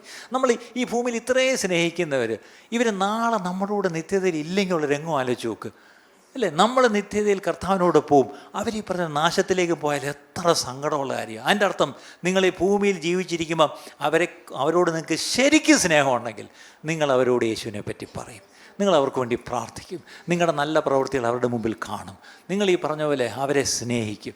അങ്ങനെ ആ സ്നേഹമെന്ന് പറഞ്ഞാൽ അവരെ കർത്താവിൻ്റെ രാജ്യത്ത് അവരും കാണപ്പെടണമെന്നുള്ള സ്നേഹമാണ് ശരിയായ സ്നേഹം. അല്ലാത്ത സ്നേഹമൊക്കെ വെറും തട്ടിപ്പ് സ്നേഹമാണ്. ഇനി പറഞ്ഞേ, do you love people with that kind of love? യേശു നമ്മളെ സ്നേഹിച്ച സ്നേഹം, അല്ലെങ്കിൽ പിതാവായ ദൈവം നമ്മളെ സ്നേഹിച്ച സ്നേഹം എന്താണ്? For God so loved the world that he sent his only begotten Son, that whoever believes in him should not perish, നശിച്ചു പോകാതെ. അതിൻ്റെ അർത്ഥം ദൈവത്തിന് ആരും നശിച്ചു പോകരുത്, പകരം നിത്യജീവൻ, എവർലാസ്റ്റിംഗ് ലൈഫ് എല്ലാവർക്കും ഉണ്ടാകണമെന്ന് ആഗ്രഹിച്ച് അത്രയ്ക്ക് സ്നേഹിച്ചതുകൊണ്ടാണ് തൻ്റെ പുത്രനെ അയച്ചത്. പുത്രനായ യേശുവോ അത്രയ്ക്ക് നമ്മളെ സ്നേഹിച്ചതുകൊണ്ടാണ് നമുക്ക് വേണ്ടി തൻ്റെ ജീവനെ തന്നത്. പരിശുദ്ധാത്മാവൻ ദൈവമോ അത്രയ്ക്ക് നമ്മളെ സ്നേഹിച്ചുകൊണ്ടാണ് നമുക്ക് പാപത്തെക്കുറിച്ചും നീതിയെക്കുറിച്ചും ന്യായതയെക്കുറിച്ചും ഒരു ബോധം തന്നത്. കർത്താവിലേക്ക് നമ്മളെ നയിച്ചത് പരിശുദ്ധാത്മാവാണ്. നമ്മുടെ ഉള്ളിൽ പാപിയാണെന്നൊരു ബോധ്യം തന്ന ആ പാപത്തിന് ഒരു പരിഹാരം വരുത്തണം, അത് യേശുവിലൂടെയുള്ള വിശ്വാസം മാത്രമേ പറ്റൂ എന്ന് ബോധ്യം തന്നത് പരിശുദ്ധാത്മാവാണെങ്കിൽ, തൃത്വത്തിൽ പിതാവും പുത്രനും പരിശുദ്ധാത്മാവും അത്രയ്ക്ക് എന്നെ സ്നേഹിച്ചുവെങ്കിൽ എന്തുകൊണ്ടാണ് നമുക്ക് ഈ സ്നേഹം മറ്റുള്ളവരോട്? നശിച്ചു പോകുന്നവരെ പറ്റി നമുക്കെന്തായാലും സ്നേഹമില്ലാത്ത? ഇനി നശിച്ചു പോകുന്ന 1000 ലോകത്തിങ്ങനെ ഉണ്ടെന്ന് പറഞ്ഞാൽ അല്ല, 1000 ലോകത്തൊന്നുമല്ല, നമ്മുടെ വീട്ടിൽ തന്നെ, നമ്മുടെ കുടുംബത്തിൽ ഇനിയും രക്ഷിക്കപ്പെടാത്ത ആരൊക്കെയുണ്ട്? ഒന്ന് ആലോചിച്ച്, നിങ്ങളുടെ വീട്ടിൽ ആരൊക്കെയാണ് ഉള്ളത്? നിങ്ങളുടെ വീട്ടിൽ രക്ഷിക്കപ്പെടാത്ത ആരെങ്കിലും ഉണ്ടോ? നിങ്ങളുടെ കൂടപ്പറപ്പുകൾ ഇനി രക്ഷിക്കപ്പെടാത്ത ആരെങ്കിലും ഉണ്ടോ? നിങ്ങളുടെ ഇൻലോസ് രക്ഷിക്കപ്പെടാത്തവരും ഉണ്ടോ? ഉണ്ടെങ്കിൽ തീർച്ചയായിട്ടും അവരോട് ഈ സുവിശേഷം പറയേണ്ടത് വേറെ ആരുമല്ല പ്രിയപ്പെട്ടത്, നിങ്ങൾ തന്നെയാണ്. പക്ഷെ ആദ്യം പറയേണ്ടത് ഈ പരിശുദ്ധാത്മാവിൻ്റെ ശക്തിയാൽ നിറഞ്ഞ സാക്ഷിയാണ്. ഇനി പറഞ്ഞേ, അതിനുവേണ്ടി നിങ്ങൾക്ക് പരിശുദ്ധാത്മാവിനെ പ്രാപിക്കാൻ താല്പര്യമുണ്ടോ? എന്നോട് പലരും വന്ന് ചിലയിടത്തൊക്കെ ചെല്ലുമ്പം പക്ഷേ എനിക്ക് വേണ്ടി ഒന്ന് പ്രാർത്ഥിക്കണം. എന്താ, എനിക്കിതിന് അന്യഭാഷ കിട്ടിയിട്ടില്ല. എനിക്ക് ചോദിക്കുന്നത് അന്യഭാഷ എന്തിനാ? അതായത് എല്ലാവരുടെയും മുമ്പേ എനിക്കെന്തോ ഒരു കുറവ്. എന്താണ്? അന്യഭാഷ കിട്ടിയിട്ടില്ല. ഈ അന്യഭാഷയ്ക്ക് വേണ്ടി മാത്രം നിങ്ങൾ അഭിഷേകം പ്രാപിക്കരുത്, അതായൊരു കുഴപ്പം അല്ലേ. അന്യഭാഷയ്ക്ക് വേണ്ടി മാത്രം അഭിഷേകം പ്രാപിക്കരുത്, സാക്ഷിയാകാൻ വേണ്ടി അഭിഷേകം പ്രാപിക്കും അല്ലേ. ആ താല്പര്യം ദൈവത്തോട് തുറന്നു പറഞ്ഞാൽ അത് കർത്താവിൻ്റെ ഹൃദയമാണ്. അത് ആരും നശിക്കരുതെന്നുള്ള കർത്താവിൻ്റെ ഹൃദയമാണ്. ആ ഒരു ഉദ്ദേശത്തിൽ നിങ്ങൾ കർത്താവിനോട് ചോദിച്ചാൽ പരിശുദ്ധാത്മാവിനെ എപ്പോൾ തന്നെന്ന് ചോദിച്ചാൽ മതി. കാര്യം എന്താ? For the right reason you are asking അല്ലേ. ഇന്ന് നോക്കുമ്പോൾ എല്ലാവരും അന്യഭാഷയിലൊക്കെ ആരാധിക്കുമ്പോൾ എനിക്ക് മാത്രമില്ല, ഞാൻ അവിടെ കുനിഞ്ഞിരിക്കുന്നു, അതുകൊണ്ട് എനിക്കൊന്ന് വേണം. അങ്ങനെ ഒത്തിരി പേര് പറയുന്നത് എനിക്കറിയാം. ഒത്തിരി പേര് എന്നോട് അങ്ങനെ, ഞാനും അങ്ങനെ കറങ്ങി നടന്ന ഒരുപാട് കാലമുണ്ട്. അന്യഭാഷ വേണം കർത്താവേ, എവിടെയെങ്കിലും കിട്ടുമോ? എവിടെ ഏത് പ്രവാചകം വന്നാലും എന്നെ പഴയ അറിയാവുന്നവർക്കറിയാം, ഏത് പ്രവചനം വന്നാലും നാണമില്ലാതെ ഞാൻ ഫ്രണ്ടിൽ പോകും പ്രാർത്ഥിക്കാൻ. അവസാനം ഒരു പരുവത്തിൽ ഞാൻ വിചാരിച്ചു, കർത്താവിന് നമ്മളെ വേണ്ടാന്ന് തോന്നുന്നു, ഇനി ഒരാളുടെ മുമ്പേ ചെന്ന് തലവയ്ക്കാൻ പോകുന്നില്ല എന്ന് പറഞ്ഞ് ഞാൻ പിന്നെ അങ്ങ് മടിച്ച് പുറകോട്ട് മാറിയൊരു കാലമുണ്ട്. കാര്യം ഇവിടെ ചോദിക്കുന്നതിനൊരു മര്യാദയില്ലേ, പിന്നെ ഈ പറഞ്ഞ നമ്മളെ ഇട്ട് ഇങ്ങനെ നടത്തിക്കുന്നതല്ലാതെ കർത്താവ് തരുന്നുമില്ല. അങ്ങനെ ഒരു നീണ്ട കാലം ഉണ്ടായിരുന്നു. അവസാനം ഇരുന്ന് കല്യാണം കഴിച്ചപ്പോൾ കഷ്ടകാലത്തിന് ഭാര്യ അന്യഭാഷ പറയുന്ന പാർട്ടിയാണ്. അതൊരു നാണക്കേടായി പോയി. പുരുഷൻ കുടുംബത്തിൻ്റെ തലേന്നൊക്കെ പറയുന്നത്, പക്ഷേ എന്താണ്, നിങ്ങളാരും അങ്ങോട്ട് പൊങ്ങി നോക്കുകയൊന്നും വേണ്ട. അല്ല, ഇത് വലിയൊരു പ്രശ്നമാണ്. അത് കഴിഞ്ഞ് അടുത്തൊരു പ്രശ്നം, കല്യാണമൊക്കെ കഴിഞ്ഞിട്ട് അങ്ങോട്ട് നേരെ ആവുന്നില്ല, കല്യാണമല്ല ജോലിയൊന്നും നേരെ ആവുന്നില്ല. അതുകൊണ്ട് എന്ത് പറ്റി, ഒന്നിനും കൊള്ളത്തിൽ പിന്നെ എന്ത് ചെയ്യണം, കർത്താവിൻ്റെ വേലയ്ക്ക് വരണം. അങ്ങനല്ല, കർത്താവിൻ്റെ വേലയ്ക്ക് വേണ്ടി എനിക്ക് വിളി നേരത്തെ ഉണ്ടായിരുന്നു, പക്ഷേ ഞാനതിൻ്റെ എങ്ങനെയാണെന്നറിയാതെ ഇങ്ങനെ നടന്നൊരു കാലം ഉണ്ടായിരുന്നു. ഒടുവിൽ കർത്താവിൻ്റെ വേലയ്ക്ക് വേണ്ടി ഞങ്ങളങ്ങ് സമർപ്പിച്ചു. അത് കർത്താവിൻ്റെ വേലയ്ക്ക് സമർപ്പിച്ച് മുന്നോട്ടിറങ്ങിയപ്പം അടുത്തൊരു പ്രശ്നം. അപ്പോൾ അന്ന് ഈ പറഞ്ഞ ഞാൻ ആ കഥ ഇരുമ്പൊരിക്കൽ പറഞ്ഞു, അന്ന് ഞങ്ങളെ സ്നേഹിക്കുന്നൊരു നല്ല പാസ്റ്റർ ഉണ്ടായിരുന്നു. അപ്പോൾ ആ പാസ്റ്റർ വേറൊരു പാസ്റ്ററോട് ഇങ്ങനെ പറഞ്ഞപ്പം, അറിഞ്ഞോ സാമ്പ്രദർ കർത്താവിൻ്റെ വേലയ്ക്ക് വേണ്ടി പൂർണ്ണമായിട്ട് ഒരു കുടുംബമായിട്ട് ഇറങ്ങി കേട്ടോ. അപ്പം പുള്ളി പറയാം, അപ്പം മറ്റേ ആൾ ചോദിച്ചു, ഇനി എന്തോ അവരുടെ പരിപാടി? പുള്ളി ഒരു ബൈബിൾ കോളേജ് അയക്കാൻ നോക്കുന്നുണ്ട്. ഞാനൊരു അപേക്ഷയൊക്കെ മേടിച്ച് പുള്ളിയെ കൊണ്ട് പൂരിപ്പിച്ച് അയച്ചു, പക്ഷേ ഇന്ന് വരെ അതിന് മറുപടി വന്നിട്ടില്ല. അത് നിങ്ങൾ അറിയാം. പക്ഷേ ആ കൂട്ടത്തിൽ ഇയാളൊരു കാര്യം കൂടെ പറഞ്ഞു, മറ്റേ പാസ്റ്ററോട്, പിന്നെ ഒരു ചെറിയ പ്രശ്നമുണ്ട്, പുള്ളി മറ്റത് പ്രാപിച്ചിട്ടില്ല. ഒരു പാസ്റ്റർ വേറൊരു പാസ്റ്ററോട് പറഞ്ഞതാണ്, പുള്ളി മറ്റത് പ്രാപിച്ചിട്ടില്ല. അതിന് ഞാൻ കേട്ടു ഇദ്ദേഹം പറയുന്നത്, എനിക്കത് വലിയ സങ്കടമായിപ്പോയി. ആലോചിച്ചപ്പോൾ ശരിയാ, കർത്താവിൻ്റെ വേലയ്ക്കെന്ന് പറഞ്ഞാൽ ഉടുപ്പിട്ട് നിൽക്കുക, പക്ഷേ ബൈബിൾ കോളേജിൽ അഡ്മിഷനും കിട്ടുന്നില്ല. ഇനി ആ ബൈബിൾ കോളേജ് ചെന്നാലും ഒരു പ്രശ്നമുണ്ട്. ഇന്നത്തെ പോലല്ല, ഇന്ന് ചുമ്മാ വഴിയെ പോകുന്ന എല്ലാവരും ബംഗാളിയെ വരെ ബൈബിൾ കോളേജ് കൊണ്ടുപോകും. പക്ഷേ അന്നത്തെ കാലത്ത് ശരിക്കും രക്ഷിക്കപ്പെട്ടിരിക്കണം, പിന്നെ എന്ത് ചെയ്യണം, സ്നാനപ്പെട്ടിരിക്കണം, അടുത്തത് അഭിഷേകം പ്രാപിച്ചാലേ നല്ല ബൈബിൾ കോളേജ് എടുക്കത്തുള്ളൂ. അപ്പോൾ അതും ഒരു പ്രശ്നമായിരുന്നു. എനിക്ക് ബൈബിൾ കോളേജ് അഡ്മിഷൻ കിട്ടല്ലേ എന്നും കൂടെ മനസ്സിൽ ഉണ്ടായിരുന്നു. കാര്യം അതവിടെ ചെന്നാൽ തീർച്ചയായിട്ടും ഇത് ചോദിക്കും. അപ്പോൾ ഇങ്ങനെയൊക്കെ ഒരു വല്ലാത്തൊരു കൺഫ്യൂഷനുള്ള കാലത്താണ് ഞങ്ങൾ കർത്താവിൻ്റെ വേലയ്ക്ക് വേണ്ടി ഇറങ്ങിയിരിക്കുന്നത്. ചുരുക്കി അങ്ങ് പറയാം, അവസാനം എന്തു പറ്റി, കർത്താവിൻ്റെ വേലയ്ക്ക് ഞങ്ങൾ ഇറങ്ങി, ചെറുപ്പക്കാരുടെ ഇടയിൽ പ്രവർത്തിച്ച് തുടങ്ങി. അപ്പോൾ ചെറുപ്പക്കാരിങ്ങനെ ഞാൻ ഈ ഉള്ളൊരു ദൈവം തന്നൊരു കൃപയ്ക്കനുസരിച്ച് വചനമൊക്കെ ചെറുതായിട്ട് ഇങ്ങനെ പഠിപ്പിക്കുമ്പോൾ ഈ പരിശുദ്ധാത്മാവിനെ കുറിച്ചുള്ള കാര്യങ്ങൾ വരുമ്പോൾ അവർ സംശയം ചോദിക്കും, അച്ഛാ അതിങ്ങനെ അങ്ങനെ ആങ്ങളെ ഇതിങ്ങനാ. അപ്പം ഞാൻ എൻ്റെ ബുദ്ധിയിൽ നിന്നൊക്കെ കാര്യങ്ങൾ പറഞ്ഞു കൊടുക്കും, ഞാൻ വായിക്കുന്ന കൂട്ടത്തിലാണ്. അങ്ങനെ ഇരിക്കുമ്പോൾ ഒരു ദിവസം ഈ പറഞ്ഞ പോലെ how to receive the holy Spirit എന്നൊരു ഇംഗ്ലീഷിലൊരു ബുക്ക് ഞാൻ എൻ്റെ കൈ കിട്ടി. അത് വായിച്ചപ്പോൾ എനിക്ക് വളരെ ഇഷ്ടമായി. അപ്പോൾ ഒരിക്കലും നമ്മുടെ വാനസിൽ നിന്ന് കുറേ പിള്ളേർ കുറച്ച് ചോദിച്ചു, അച്ഛാ ഞങ്ങൾക്ക് പരിശുദ്ധാത്മാവിനെ പ്രാപിക്കണം. ഞാൻ ഈ ബുക്ക് കൊണ്ട് അവൻ കൊണ്ട് ബുക്ക് കൊണ്ട് വായിച്ചു. അടുത്ത ദിവസം രാവിലെ വിളിച്ചിട്ട്, ഇന്നലെ രാത്രി ഞാൻ ആ ബുക്ക് പാതിരാത്രി കഴിഞ്ഞ് വായിച്ച് തീർത്തു, ഞാൻ നേരം വെളുത്ത് എഴുന്നേറ്റ് ഞാനിരുന്ന് പ്രാർത്ഥിച്ചു, ദൈവം എന്നെ നാണ്ട ആത്മാവിനാൽ നിറച്ചു. ഞാൻ അങ്ങോട്ട് വരും അച്ഛനെ കാണാൻ. ഞാൻ പറഞ്ഞു ഇത് കൊള്ളാം. അത് കഴിഞ്ഞപ്പോൾ വേറൊരു കാസറ്റ് ആരോ തന്നു, അതിനകത്ത് how to receive the holy Spirit. ഇത് ഞാൻ ഒരുത്തന് കൊടുത്ത് അവൻ കൊണ്ട് ഇട്ട് കേട്ടേച്ച് അവൻ പ്രാർത്ഥിച്ച് അവനും കിട്ടി. ഷേടാ ഇത് വലിയ പ്രശ്നമായി. ഒരിക്കൽ ഞങ്ങളുടെ വീട്ടിൽ കുറേ പേര് വന്നപ്പോൾ ഞാൻ പിള്ളേരോട് പറഞ്ഞു, അവർ ചോദിച്ചു പരിശുദ്ധാത്മാവിനെ എങ്ങനെ പ്രാപിക്കണം. ഞാനോട് അങ്ങോട്ട് ക്ലാസ് എടുക്കാൻ തുടങ്ങി. എന്താണ് ഇല്ല സംഭവം, കഷണ്ടികളുള്ള മരുന്നാണ് വിൽക്കുന്നത്, പക്ഷേ തല ഞാൻ തോർത്ത് കെട്ടിയിരിക്കുന്ന കാരണം ആരും എൻ്റെ തല കാണുന്നില്ല എന്നേ ഉള്ളൂ. ആരെങ്കിലും ഒന്ന് അഴിച്ചു നോക്കിയാൽ മുഴുവൻ കഷണ്ടിയാണ്. പക്ഷേ ഞാൻ വിൽക്കുന്ന മരുന്ന് എന്തുവാ, കഷണ്ടിക്കുള്ള മരുന്ന്. ഇതുപോലെ ആയിപ്പോയി. ഞാൻ അന്യഭാഷ എങ്ങനെ കിട്ടണമെന്ന് ക്ലാസ് എടുക്കുക. പക്ഷേ എൻ്റെ ചോദ്യം ആരും എന്നോട് ഇങ്ങോട്ട് ചോദിക്കുകയല്ലേ തനിക്കുണ്ടോ എന്ന്. പക്ഷേ എനിക്ക് ക്ലാസ് എടുക്കാൻ അറിയാം. ദൈവകൃപയാൽ ഞാൻ വായിച്ചു പഠിച്ചതൊക്കെ കൊണ്ട് നല്ലവണ്ണം, പ്രത്യേകിച്ച് ഈ കൊല്ലക്കുടി വളർന്നതായതുകൊണ്ട്, പെന്തക്കോസിനകത്ത് വളർന്നതായിട്ട് എനിക്ക് അന്യഭാഷയൊക്കെ ഇഷ്ടം പോലെ കേട്ടും ആത്മാവിൻ്റെ വരങ്ങളൊക്കെ ഇഷ്ടം പോലെ, കൃപാവരങ്ങളൊക്കെ ജ്വലിക്കുന്നു, പിശാചുക്കൾ ആടുന്നതൊക്കെ ഇഷ്ടം പോലെ കണ്ട് ശീലമുള്ളൊരു കൂട്ടത്തിലാണ് ഞാൻ. അപ്പോൾ അതൊക്കെ നമുക്ക് നല്ലവണ്ണം അറിയാം. പക്ഷേ എനിക്ക് വ്യക്തിപരമായിട്ട് ഈ അനുഭവമില്ല. ഞാൻ തുറന്ന് നിങ്ങളോട് പറയുന്നത് നിങ്ങൾക്ക് ഒത്തിരി പേർക്ക് ഇതൊരു പ്രചോദനവും ധൈര്യവും വിശ്വാസത്തിന് കാരണമായി തീരട്ടെ എന്ന് വിചാരിച്ചിട്ടാണ് ഞാനത് പറയുന്നത്. അവസാനം എന്തു പറ്റി, ഈ ഞാൻ ക്ലാസ് എടുക്കുമ്പം അവർ പ്രാപിക്കുന്നു, ഞാനൊരു ബുക്ക് വായിക്കാൻ കൊടുത്താൽ അത് വായിച്ചിട്ട് അവർ പ്രാപിക്കുന്നു. ഈ പറഞ്ഞ പോലെ പ്രശ്നമായി. ഒരു ദിവസം ഞാൻ ഈ ബുക്ക് ഒന്നുകൂടെ എടുത്ത് വായിച്ചു. ഇതെന്താണ് ഇതിനകത്ത് ഒരു ചാപ്റ്റർ ഇങ്ങനെയാണ്, ദ ABCs ഓഫ് റിസീവിങ്. എന്താണ് പ്രാപിക്കുന്നതിൻ്റെ ABC. ശരി, അതെന്താണോ ABC? A, ask. ഇപ്പോഴത്തെ പുതിയ തലമുറ പറഞ്ഞ ആക്സ് അല്ല ആസ്ക്. ആരെങ്കിലും ഒന്ന് തിരുത്തിക്കോണം. ഇപ്പോൾ ഒത്തിരി പുതിയ ന്യൂജൻ പിള്ളേരിപ്പം അങ്കിൾ ഐ ആക്സ്ഡ്. ഞാൻ എന്തോ ആക്സ്ഡ്, എന്തിനാ ഇത്ര കഷ്ടപ്പെടുന്നത്? ASK എന്ന് പറഞ്ഞാൽ ആസ്ക് എന്നാണ്. അത് വലിയ സ്റ്റൈലായിട്ട് പറയുന്ന കുറേ പിള്ളേരെ ഞാനിപ്പോൾ ഈ ദിവസം കാണുന്നുണ്ട്. ആരെങ്കിലും എന്നെ കേൾക്കുന്നെങ്കിൽ തിരുത്തിക്കോണം. ഓക്കെ. അപ്പോൾ എന്താണ്? ആസ്ക്, ചോദിപ്പിൻ.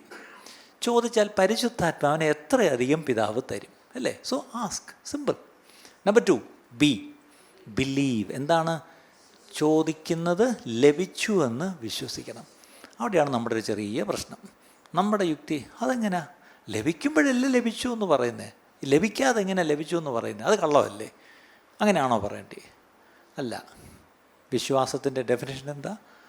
വിശ്വാസം എന്നതോ ആശിക്കുന്നതിൻ്റെ ഉറപ്പും കാണാത്ത കാര്യങ്ങളുടെ നിശ്ചയം. കണ്ടോ? ഇല്ല.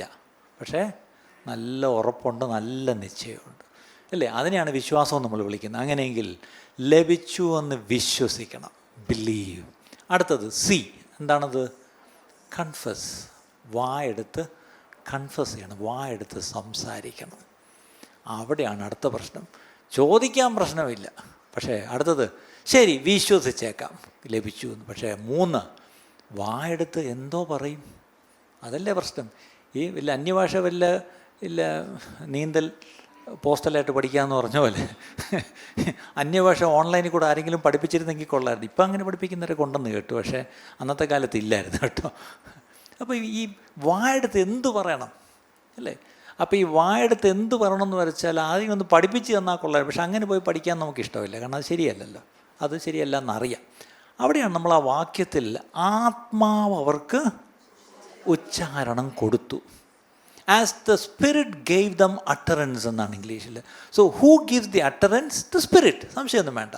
പക്ഷേ who spoke and they spoke in tongues എന്നാണ്. ആത്മാവ് ഉച്ചാരണം കൊടുത്തതുപോലെ അവർ വായെടുത്ത് അന്യഭാഷകളിൽ സംസാരിച്ചു. അപ്പം സംസാരിച്ചത് അവരാ, പക്ഷെ ഉച്ചാരണം കൊടുത്തത് ആത്മാവാണ്. ശരി, ഇത് 3 വായിച്ചു. പെട്ടെന്ന് ആ ബുക്കിൻ്റെ ആ ഭാഗം വായിച്ചപ്പം എനിക്കത് വളരെ ഒരു നല്ലൊരു ബോധ്യം. കർത്താവേ, ദിസ് ഈസ് റിയലി ട്രൂ. ഇത് സത്യമാണെങ്കിൽ കർത്താവേ എനിക്കിത് പ്രാപിക്കണമല്ലോ. അന്ന് വീട്ടിൽ ആരുമില്ല, ഞാൻ മാത്രമേ ഉള്ളൂ. എൻ്റെ പപ്പായുണ്ട്, ജസീം, ഇവർ രണ്ടും കൂടെ എങ്ങോട്ടൊരു കല്യാണത്തിന് റിസപ്ഷൻ. അന്ന് എനിക്ക് നല്ല സുഖമല്ല അത് വീട്ടിൽ ഇരിക്കുക. ഇവർ പോളിയോ ഹോമിൽ എന്തോ റിസപ്ഷന് ഇവർ പോയി, ഞാൻ വീട്ടിൽ ഇരിക്കുക. അപ്പോൾ ഞാൻ ഈ ബുക്ക് വായിച്ച് അങ്ങോട്ട് കഴിഞ്ഞപ്പോൾ പെട്ടെന്ന് എൻ്റെ ഉള്ളിലൊരു വിശ്വാസം. പെട്ടെന്ന് ഇന്ന് നീ പ്രാർത്ഥിക്ക്, ചോദിക്കുക, കർത്താവ് നിറയ്ക്കാൻ പോവാ. ഞാൻ നോക്കി, ദൈവമേ ഇത് തന്നെ. ഞാൻ ഫ്രണ്ടിൽ ചെന്ന് കഥ അങ്ങടച്ചു. ഇങ്ങോട്ട് വന്ന് ഞാൻ പതിവില്ലാതൊരു പായ അങ്ങോട്ടിട്ട്, ചേട്ടാ ഇനിയിപ്പോൾ പായലിരിക്കാത്തതിൻ്റെ കുറവ് വേണ്ട, ശരി പായലോട്ടങ്ങ് ഇരുന്നിട്ട് ഞാൻ കർത്താവേ എന്താണ് ഒന്നുകൂടെ മറിച്ച് നോക്കി, എന്താണ് ABC, തെറ്റിപ്പോരുതല്ലേ അല്ലേ? ശരി, കർത്താവേ ആസ്ക്, എന്താണ്? ഞാൻ ചോദിക്കുകയാണ്. ആദ്യമായിട്ട് ഇതുവരെയായിട്ട് ആപ്ലിക്കേഷൻ എല്ലാം പോട്ടെ, ഒന്നേന്നത് ഞാൻ ചോദിക്കുന്നു, കർത്താവേ അങ്ങയുടെ ആത്മാവിനാൽ എന്നെ നിറയ്ക്കണമേ. Lord, I'm asking you. Lord, I'm asking you. Lord, I'm asking you to fill me with your Holy Spirit. Lord, baptize me in your Holy Spirit.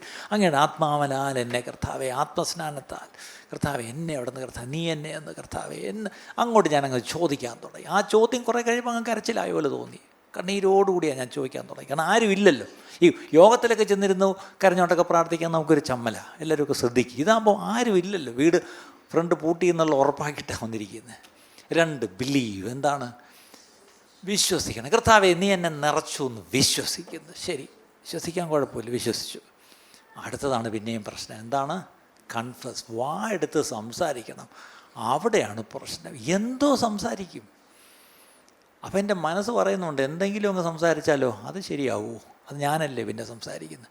ശരി, ആത്മാവ് ഉച്ചാരണം തരണമെന്നറിയാം, പക്ഷെ അതെങ്ങനെയാണ്?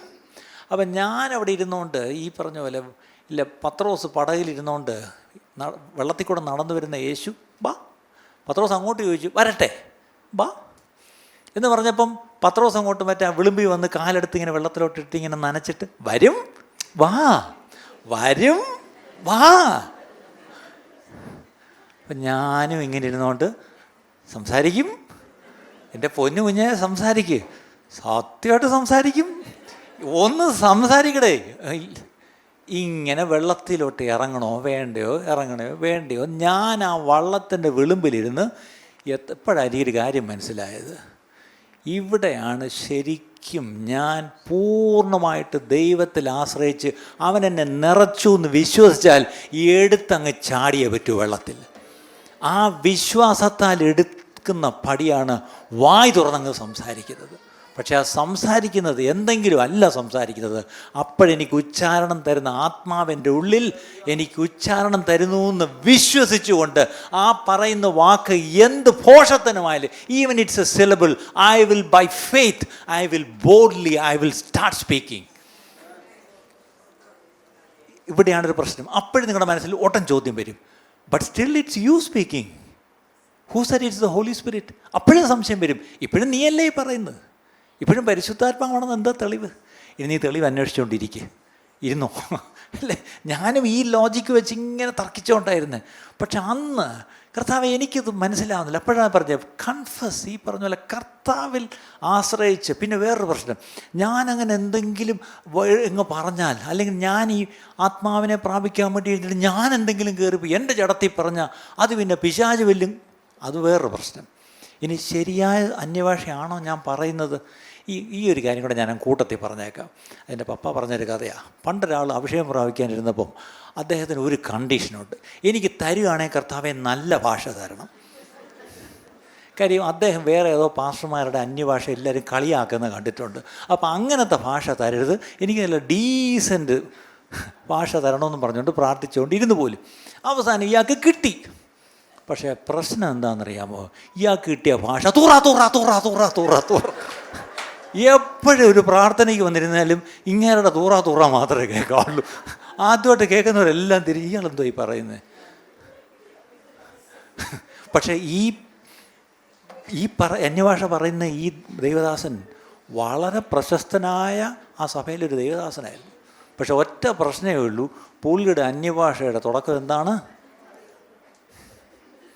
ദയവ് ഇത് നല്ല ഭാഷ വേണമെന്നൊന്നും കയറി അങ്ങോട്ട് വാശി പിടിക്കരുത്. ദൈവം ചിലപ്പം പണി തന്നിരിക്കും.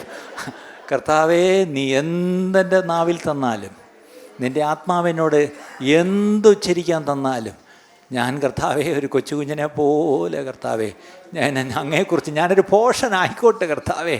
I will rather become A fool. May be it's foolishness, that's okay. I will rather become A fool.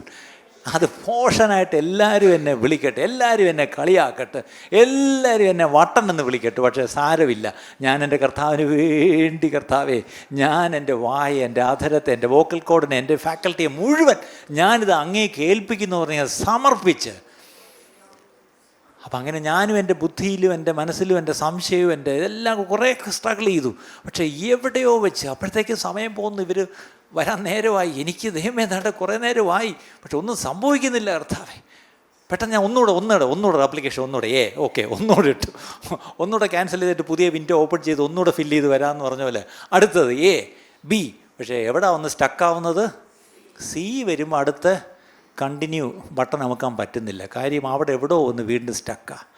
പക്ഷേ ഞാൻ എപ്പോഴും എൻ്റെ മനസ്സിൽ ഒരു പെട്ടെന്ന് ഞാൻ അറിയാതെ കരയാൻ തുടങ്ങി. കർത്താവ്, ഞാൻ എത്ര നാളായിട്ട് ഇങ്ങനെ സ്ട്രഗിൾ ചെയ്യുന്നു. ഞാൻ ഈ പറഞ്ഞ പോലെ എത്ര പ്രവാചകന്മാരും ഉപദേശിമാരും കാത്തിരിപ്പ് സ്പെഷ്യലിസ്റ്റുകളും ഒക്കെ വരുമ്പോൾ ഒരു കാത്തിരിപ്പ് സ്പെഷ്യലിസ്റ്റ് എനിക്ക് ഇപ്പോഴും ഓർമ്മയുണ്ട്. ഞാൻ ഫ്രണ്ടിൽ ചെന്ന് പായിൽ എല്ലാവരുടെയും കൂടെ മുട്ടുമേ നിന്ന് അഭിഷേകം പ്രാപിക്കാൻ നിൽക്കുക. അയാളിങ്ങനെ നടന്നെല്ലാവരും ചിലരുടെ തലയിൽ കൈ വയ്ക്കുന്നു, ചിലർക്ക് എന്താ. അപ്പം ഞാനിങ്ങനെ യേശുവേ സ്തോത്രം സ്തോത്രം സ്തോത്രം സ്തോത്രം. അപ്പം ഇദ്ദേഹം പറഞ്ഞ് ക്ലാസ് എടുത്തപ്പം പറഞ്ഞു, എത്രയും ഉച്ചത്തിൽ ദൈവത്തെ എന്തോ സ്പീഡി സ്തോത്രം ചെയ്യണം, ബ്രേക്ക് വരരുത്. അപ്പം ഞാൻ ഉറക്ക സ്തോത്രം സ്തോത്രം സ്തോത്രം. പിന്നെ കൈ അടിച്ചേക്കണം. അയ്യോ, കൈ അടിച്ച് നിങ്ങളങ്ങ് തളരും. അങ്ങ് തളർന്ന് ഇനി നിങ്ങൾക്ക് വയ്യാന്ന് വരുമ്പം കർത്താവ് അങ്ങ് ഏറ്റെടുത്ത് അങ്ങ് കൊണ്ടുപോകും. അപ്പോൾ എൻ്റെ തോന്നൽ അഭിഷേകം പ്രാപിക്കണമെങ്കിൽ എത്രയും ഉറക്ക കൈയടിക്കണം, എത്രയും ഒച്ചത്തിൽ സ്തോത്രം പറയണം. ഞാൻ ഏറ്റവും ഒച്ചക്കത്തി കൈയടിച്ച് സ്തോത്രം പറഞ്ഞുകൊണ്ടിരിക്കുക. അപ്പോൾ ഇയാളിങ്ങനെ നടന്ന് ചെക്ക് ചെയ്യുന്നുണ്ട്, എന്തൊക്കെയല്ല, എത്ര പേർക്ക് കിട്ടിയില്ല എന്നൊക്കെ ഇങ്ങനെ ചെക്ക് ചെയ്യുന്നത്. ഇയാൾ എൻ്റെ അടുത്ത് വന്നപ്പോൾ പായിക്കൂടെ നടക്കുന്ന ശബ്ദം നമ്മളിത് ആത്മാവിലൊന്നും അല്ലല്ലോ. അവിടെ ഇയാൾ ഫ്രണ്ടിൽ വന്ന് നിൽക്കുമ്പോൾ എനിക്കറിയാം. പക്ഷേ പെട്ടെന്ന് ഞാൻ എന്ത് ചെയ്തു, അറിയാതെ ഈ സ്തോത്രം എന്ന് പറഞ്ഞതിൻ്റെ കൂട്ടത്തിൽ ഹല്ലേലൂയ എന്ന് പറഞ്ഞു. അവിടെ ഇയാളിങ്ങനെ കുനിഞ്ഞത് കേട്ടപ്പോഴാണ് ഞാൻ സ്തോത്രത്തിൻ്റെ ഇത് വിട്ടിട്ട് എന്ത് ചെയ്തു, ഹല്ലേലൂയ എന്ന്. ഇയാളങ്ങ് നൂന്നിട്ട് കളഞ്ഞു. കിട്ടിപ്പോയതായിരുന്നു. അതിനിടയ്ക്ക് കയറി അവൻ ഹല്ലേലൂയ പറഞ്ഞു. അപ്പോൾ അന്ന് എനിക്കൊരു പാഠം പഠിച്ചു. എന്താണ്? അഭിഷേകം പ്രാപിക്കണമെങ്കിൽ ഒറ്റ കാര്യം പറയാം, അതിനിടയ്ക്ക് കയറി ഹല്ലേലൂയ പറഞ്ഞോട്ട് പോയി. കാരണം അയാൾ പറഞ്ഞില്ലേ കിട്ടിപ്പോയതായിരുന്നു, പക്ഷേ എന്ത് ചെയ്തു ഇവൻ? ഹല്ലേലൂയ പറഞ്ഞു. ഇനി ഞാൻ ആമേനെങ്ങാനും പറഞ്ഞിരുന്നെങ്കിൽ ഇനി 6 വർഷത്തേക്ക് അപ്ലൈ ചെയ്യാൻ പറ്റത്തില്ല, പോയി. ഇങ്ങനത്തെ ഒരുപാട് കാര്യങ്ങളൊക്കെയാണ് ഞാനൊക്കെ ഇത് പഠിച്ച് തലയ്ക്കകത്ത് കയറ്റിയിരുന്നത്. കാരണം ഈ ദൈവമനുഷ്യൻ അന്ന് പറഞ്ഞ് ഇങ്ങനെ മനസ്സിൽ കിടന്നു. അയ്യോ, അത് കാരണം പിന്നെ അടുത്ത പ്രാവശ്യം പിന്നെ ഇരിക്കുമ്പം അയ്യോ, I make sure that I will not add any other word. ഒറ്റ വാക്ക്. എന്താണ്? സ്തോത്രം, സ്തോത്രം, സ്തോത്രം, സ്തോത്രം. കൈ എങ്ങനെയാണ്? അടിച്ച് പൊട്ടിക്കുക. ഇങ്ങനെ അടിച്ച് പൊട്ടിച്ചു. കൈ പൊട്ടുന്നതല്ലാതെ അഭിഷേകം പ്രാപിക്കാൻ പറ്റുന്നില്ല. അങ്ങനെ അന്ന് ഒറ്റയ്ക്ക് വീട്ടിലിരുന്ന് ചുരുക്കി അങ്ങ് പറയാം. പിന്നെ അടുത്ത് ഒരു നിമിഷം എനിക്കിപ്പോഴും ഓർമ്മയില്ല എന്താ സംഭവിച്ചതെന്ന്. അത് കഴിഞ്ഞ് എപ്പോഴോ ഞാനങ്ങ് സ്തുതിക്കാൻ തുടങ്ങി. ആദ്യം തീർച്ചയായിട്ടും മലയാളത്തിലും ഇംഗ്ലീഷിലൊക്കെ തന്നെ ആയിരിക്കും പറഞ്ഞത്, പക്ഷേ അവിടെ ഒരു വാക്ക് ഞാൻ ആ ബുക്കിൽ തന്നെ ഉണ്ട്. Okay, now think that you in your own language you can start praising. Okay, start praising in your own language. പക്ഷെ കുറച്ച് മുന്നോട്ട് പോയിട്ട് കർത്താവിൽ വിശ്വസിച്ച് ദൈവം തരുന്ന ആ സിലബിൾ വായെടുത്ത് പറ. എവിടെയോ ഒരു സ്വിച്ച് ഓവർ നടന്നു. അത് എവിടെയാണെന്ന് എനിക്ക് കറക്റ്റായിട്ട് പിൻ പോയിൻ്റ് ചെയ്യാൻ എനിക്കറിയത്തില്ല. പക്ഷേ പിന്നീട് ഒരു സമയം ഞാൻ മനസ്സിലാക്കി, മുന്നോട്ട് ഞാൻ അറിയാതെ എന്തൊക്കെയോ പറഞ്ഞത് ദൈവത്തെ സ്തുതിച്ചുകൊണ്ടിരിക്കുന്നു, സമയം പോകുന്ന അറിയുന്നില്ല. പിന്നെ ആരോട് പറഞ്ഞാലും ഞാൻ എടുത്തടിച്ചു, ഷോക്കടിച്ച പോലെ ഞാൻ അപ്പുറത്ത് പോയി വീണു. അങ്ങനെ ഒന്നും സംഭവിച്ചില്ല, ഞാൻ അവിടെ തന്നെയാണ് ഇരുന്നത്. പക്ഷേ ദൈവത്തെ സ്തുതിച്ചുകൊണ്ടിരുന്ന സമയം പോയത് അറിയുന്നേയില്ല. കുറേ കഴിയുമ്പോൾ ഞങ്ങളുടെ വീട്ടിൽ അന്നൊരു ലാൻഡ് ഫോണുണ്ട്, അത് റിങ് ചെയ്യാൻ തുടങ്ങി. അപ്പുറത്ത് തലക്കലൊരു മദാമ്മ ഒരു ആൻറ്റി ഉണ്ടായിരുന്നു തിരുവനന്തപുരത്ത്, അവരാണ് ഫോണിൽ. അവരെന്നെ എന്തിനോ വിളിക്കുക. അപ്പം ഞാനിങ്ങനെ കുറേ നേരം എന്തോ ഒരു റിങ് അവിടെ കേൾക്കുന്നു, പക്ഷെ അതൊന്നുമല്ല. എൻ്റെ മനസ്സിൽ ഞാനിങ്ങനെ ദൈവത്തെ സ്തുതിച്ചുകൊണ്ടിരിക്കുക അന്യഭാഷയിൽ. കുറേ കഴിയുമ്പോൾ പെട്ടെന്ന് അയ്യോ ഫോൺ അടിക്കുന്നു. ഞാനങ്ങനെ അതേ അന്യഭാഷ പറഞ്ഞുകൊണ്ട് പോയി ഫോൺ എടുത്തിട്ട് ഹലോ എന്ന് പറഞ്ഞതിന് വരെ ഞാൻ അന്യഭാഷയിൽ എന്തൊക്കെയോ പറയാൻ തുടങ്ങി. ഉടനെ അപ്പുറത്തിരുന്നോണ്ട് ആ പ്രായമുള്ള മദാമ്മ സാം വാട്ട് ഹാപ്പൻ. അപ്പോഴാണ് ഞാൻ ആലോചിക്കുന്നത്, ഓ ആൻറ്റി വിളിക്കുന്നു. അപ്പോൾ ഞാൻ പെട്ടെന്ന് പറഞ്ഞു, anti I got the Holy Spirit. Oh wow, അപ്പോഴത്തേക്ക് അപ്പുറത്തിരുന്നോണ്ട് ആ ആൻറ്റിയും കൂടെ അന്യഭാഷയിലേക്ക് പറയാൻ തുടങ്ങി. അങ്ങനെ ആദ്യമായിട്ട് ഫോണെടുത്ത് അങ്ങോട്ടും ഇങ്ങോട്ടും കൂടെ അന്യഭാഷ. അവർക്ക് സന്തോഷമായി. ഞാൻ പറഞ്ഞു, ആൻറ്റിക്ക് അറിയാമല്ലോ, ഞാൻ വർഷങ്ങളായിട്ട് ഞാൻ ഈ ഒരു ഏരിയയെ സ്ട്രഗിൾ ചെയ്യുന്നു. ഇന്ന് ആരും ഇല്ലായിരുന്നു, ഞാനിവിടെ ഒറ്റയ്ക്കിരുന്നപ്പം മോനെ ഞാനും ഇതുപോലെയായിരുന്നു. ന്യൂയോർക്കിൽ വെച്ച് ആദ്യം ജോൺ വിംബറിൻ്റെ ഒരു മീറ്റിങ്ങിന് ഞാൻ പണ്ട് പോയപ്പം ഇതുപോലായിരുന്നു. ഞാനൊരു ആംഗ്ലിക്കൻ ഒരു ഇവാഞ്ചലിക്കൽ ചർച്ചിലെ ഒരു മെമ്പറായിരുന്നു. ഇതിലൊന്നും വിശ്വാസമില്ലാത്ത കൂട്ടത്തിലായിരുന്നു. പക്ഷേ അന്ന് ഞാനൊരു ക്യാമ്പിന് പോയി.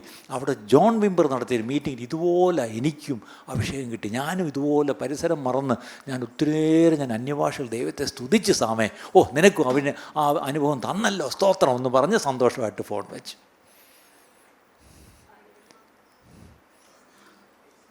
അന്ന് തുടങ്ങി ഇന്ന് വരെ ദൈവം പുറകോട്ട് പോകാൻ അനുവദിച്ചിട്ടില്ല. പക്ഷേ അടുത്ത ഞായറാഴ്ച ഞാൻ ആരാധനയ്ക്ക് വന്നു. ലാമൂട് സെൻട്രൽ ചർച്ചിലാണ് ആരാധനയ്ക്ക് വന്നത്. വന്ന് എഴുന്നേറ്റ് ഞാൻ സാക്ഷ്യം പറഞ്ഞു. ഇന്നലെ കർത്താവ് എന്നെ പരിശുദ്ധാത്മാവിൽ നിറച്ചു. അവിടെ ആർക്കും വലിയ സന്തോഷമൊന്നും തോന്നിയെന്ന് എനിക്ക് തോന്നുന്നില്ല. പക്ഷേ അവിടെ ചെറുപ്പക്കാരായിട്ട് ഹോസ്റ്റലിൽ നിന്ന് വരുന്ന കുറേ കുട്ടികളുണ്ട്, WC നിന്ന് വരുന്ന കുറച്ച് പെൺകുട്ടികളുണ്ടായിരുന്നു, LMS ഹോസ്റ്റലിൽ നിന്നൊക്കെ. അവർ കഴിഞ്ഞിട്ട് എൻ്റെ അടുത്ത് പുറകെ കൂടി. ആ സാക്ഷ്യം പറഞ്ഞപ്പോൾ എന്തോ പറഞ്ഞേ, ആത്മാവിനെ പ്രാപിച്ചു. അതെങ്ങനെയാണെന്നൊന്ന് പറഞ്ഞു തരാമോ? ഞാൻ പറഞ്ഞു, വീട്ടിലോട്ട് വാ. നേരെ എല്ലാവരും കൂടെ ഞങ്ങളുടെ വീട്ടിലോട്ട് വന്നു. പ്ലാമൂട്ടിയിൽ നിന്ന് ഒരു ഹോട്ടലിൽ നിന്ന് 2-3 പൊതി ചോറും മേടിച്ചുകൊണ്ട് പോയി എല്ലാവർക്കും കൊടുത്തു. ചോറെല്ലാം കഴിഞ്ഞ് എൻ്റെ വീട്ടിൽ പപ്പയുണ്ട്. കഴിഞ്ഞപ്പോഴത്തേക്ക് ഞാൻ ഈ അനുഭവം അങ്ങോട്ട് പറഞ്ഞു. എല്ലാം കേട്ടപ്പോൾ അവർ പറഞ്ഞു, അപ്പം ഞങ്ങൾക്കും കിട്ടുമോ? ഞാൻ പിന്നെന്താ, കർത്താവല്ലേ തരുന്നത്, അപ്പോൾ എന്ത് ചെയ്യണം? ഞാൻ പറഞ്ഞു, പ്രാർത്ഥിക്കണം. ശരി, എല്ലാവരും കൂടെ വന്നു. അവിടെ ഉണ്ടായിരുന്നൊരു പായൊക്കെ എടുത്തിട്ട് എല്ലാവരും കൊണ്ടിരുന്നു. അങ്ങോട്ട് പ്രാർത്ഥിക്കാൻ തുടങ്ങി. ആ കുട്ടികൾ ഒന്നൊന്നായിട്ട് അഭിഷേകം പ്രാപിക്കാൻ തുടങ്ങി. അന്ന് തുടങ്ങി എത്രയോ ചെറുപ്പക്കാരാ കാലങ്ങളിൽ ഒന്ന് പരിശുദ്ധാത്മാവിനെ പ്രാപിക്കും. ഈ വരുന്ന കുട്ടികളൊക്കെ മർദ്ദമക്കാരായിരിക്കും, CSIക്കാരായിരിക്കും, കത്തോലിക്കരായിരിക്കും, ഹിന്ദുക്കളായിരിക്കും. പക്ഷേ അവരെല്ലാം ആത്മാവിനെ പ്രാപിക്കാൻ തുടങ്ങി. അങ്ങനെയാണ് ഞങ്ങളുടെ ശുശ്രൂഷയുടെ തുടക്കം, പ്രിയപ്പെട്ടവരെ. അല്ലേ? അന്നൊന്നും ഈ ചർച്ചൊന്നും തുടങ്ങിയില്ല. എനിക്ക് എത്രയോ 2-3 വർഷം കഴിഞ്ഞിട്ടൊക്കെയാണ് ചർച്ച. ഈ അഭിഷേകം പ്രാപിച്ച കുട്ടികൾ പിന്നെ ചിലർ വന്ന് സ്നാനപ്പെട്ടു. അതാ രസം. കാരണം നമ്മൾ പറയും രക്ഷിക്കപ്പെട്ട് സ്നാനപ്പെട്ട് അഭിഷേകം, പക്ഷേ അതിൽ പല കുട്ടികളും ആദ്യമേ അഭിഷേകം അങ്ങ് പ്രാപിച്ചു. അടുത്തവർ ചോദിക്കാൻ തുടങ്ങി, ഞങ്ങൾ എവിടെ സ്നാനപ്പെടേണ്ടത്? അടുത്തത് സ്നാനപ്പെട്ടാലോ, അടുത്ത് ഞങ്ങൾ എവിടെ ആരാധനയ്ക്ക് പോകേണ്ടത്? അപ്പോഴാണ് ഒരു പ്രശ്നം. ഇവരെവിടെ കൊണ്ടുപോകും? ആരാധനയ്ക്ക് എവിടെ കൊണ്ടുപോകും? അപ്പോഴാണ് ഒരു വഴിയില്ല. ഞങ്ങൾ പ്രാർത്ഥിച്ചു. അവസാനം എൻ്റെ പിതാവ് എന്നൊരിക്കൽ പറഞ്ഞു, മോനെ പ്രാർത്ഥിച്ചുകൊണ്ട് നമുക്ക് ഞായറാഴ്ച രാവിലെ ഒരു കൂട്ടായ്മ വീട്ടിൽ തുടങ്ങാം. അങ്ങനെ 1996 സെപ്റ്റംബർ മാസം 8-ാം തീയതി രാവിലെ 8 മണിക്ക് ഞങ്ങൾ താമസിച്ച കുമാരപുരത്തെ വാടക വീട്ടിൽ രാവിലെ ഒരു കൂട്ടായ്മ തുടങ്ങി. ആ കൂട്ടായ്മയാണ് ഇന്നിപ്പോൾ 29 വർഷമാവും ഈ സെപ്റ്റംബർ 8 ആവുമ്പോൾ. ദൈവകൃപയാൽ ഇതുവരെയും ദൈവം നടത്തി. ആയിരക്കണക്ക് പേർ രക്ഷിക്കപ്പെട്ടു, ആയിരക്കണക്ക് പേർ സ്നാനപ്പെട്ടു, ആയിരക്കണക്ക് പേർ അഭിഷേകം പ്രാപിച്ചു. 100-ഓളം പേര് കർത്താവിൻ്റെ വേലയിൽ ലോകത്തിൻ്റെ വിവിധ ഭാഗങ്ങളിലായിരിക്കുന്നു. ഇതിനെല്ലാം ഒരു എന്താ പറഞ്ഞ ഒരു മുഖാന്തരമായത് പരിശുദ്ധാത്മാവിനാൽ നിറഞ്ഞു.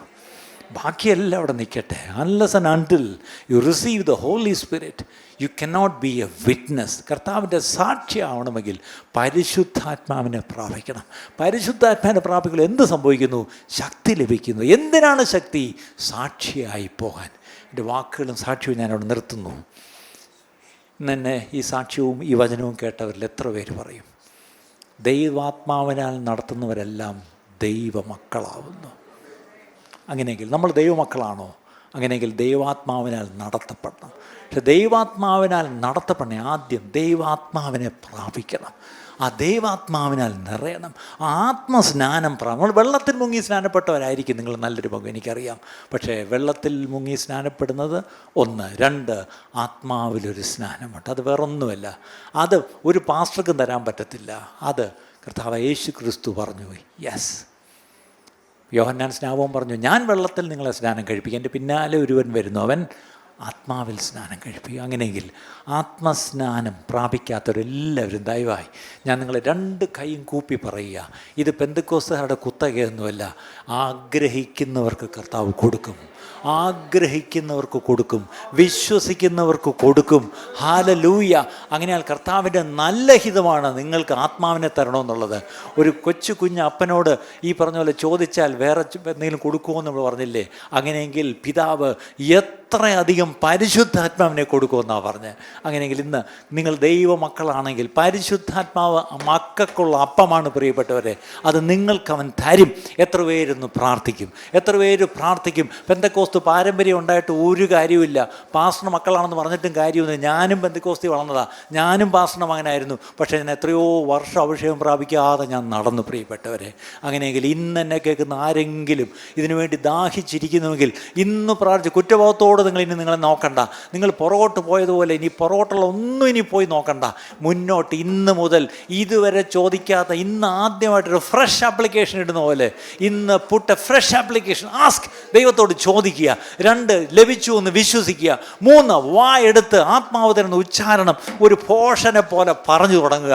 നിങ്ങൾ പറഞ്ഞു തുടങ്ങുക, കർത്താവ് നിങ്ങളെ കയ്യിലോട്ട് പിടിക്കും, നിങ്ങളെ കർത്താവ് മുന്നോട്ട് നടത്തും. ഈ ആത്മനിറവൻ ജീവിതം. Hallelujah, hallelujah, hallelujah. എല്ലാവരും ചേർന്ന് കണ്ണടച്ചാട്ടെ, എല്ലാവരും ചേർന്ന് പ്രാർത്ഥിച്ചാട്ടെ. ആത്മാവിൻ ജീവിതം, ആനന്ദ ജീവിതം. ആത്മാവിൻ ജീവിതം, ആനന്ദ ജീവിതം. ആത്മാവാൽ നിറയുക, ആനന്ദ നിറയിതെ പാനം ചെയ്തിടുക.